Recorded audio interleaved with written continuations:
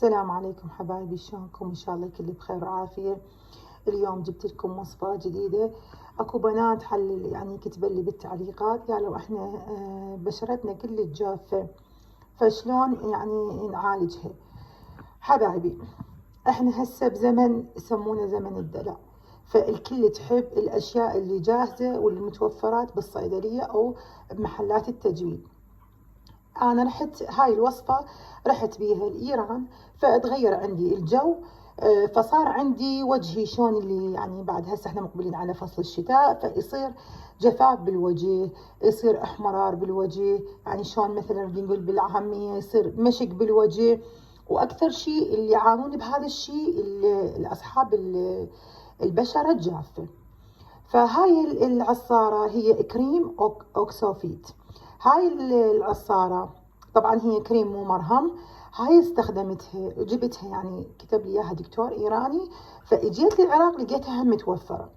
هاي بالاستعمال هي لازم يعني تخلين بيها اذا كانت يعني التشققات بالوجه او الجفاف بالوجه كلش قوي، تستخدمينها مرتين باليوم. واذا كان يعني هيك بسيط بالبداية تستخدمينها مرة باليوم. واذا مثلا شفتي نتيجه عليها يعني وصرتي بشرتك صارت زينه تركيها، لان هو اكثر شيء اذا زاد عن يعني اكثر من نريد نقول العلاج، اذا استخدمتي من عالجش وبقيتي وياه راح يعطيش تاثير مو حلو.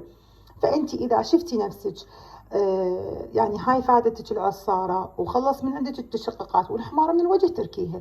بس بالبدايه اللي عندها احمرار بالوجه او التهاب عند اكو اوقات يصير بالبشره الدهنيه، تشوفها تصير شلون الحمار، شلون المشقه. شنو سببها؟ سببها هاي يصير التهاب بالجلد.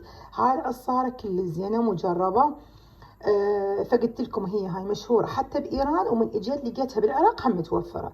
فهاي العصاره تفيد لهذا الموسم الشتاء. حبايبي، هاي العصاره تستخدمينها مرة أو مرتين باليوم، راح تنطيكم نتيجة لأصحاب البشرة الجافة والأصحاب البشرة الدهنية.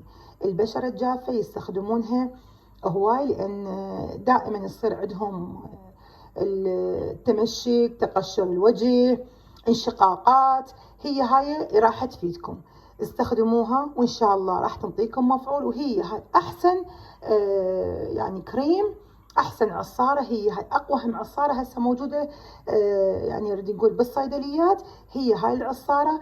وصدقوني مجربه وما بيها يعني مو واحد انا اليوم اريد اسوي اعلان، لا انا هاي عن تجربه. حبايبي جربوها وان شاء الله تحصلون النتيجه. ولا تنسوني بالدعم وباللايك، وتدزونها لاحبابكم ومقاربكم. ولا تنسوني بالدعاء وتترحمون على والدي. وإن شاء الله عجبتكم هاي الوصفة، والتقيكم بوصفة جديدة، وحياكم الله، مع السلامة.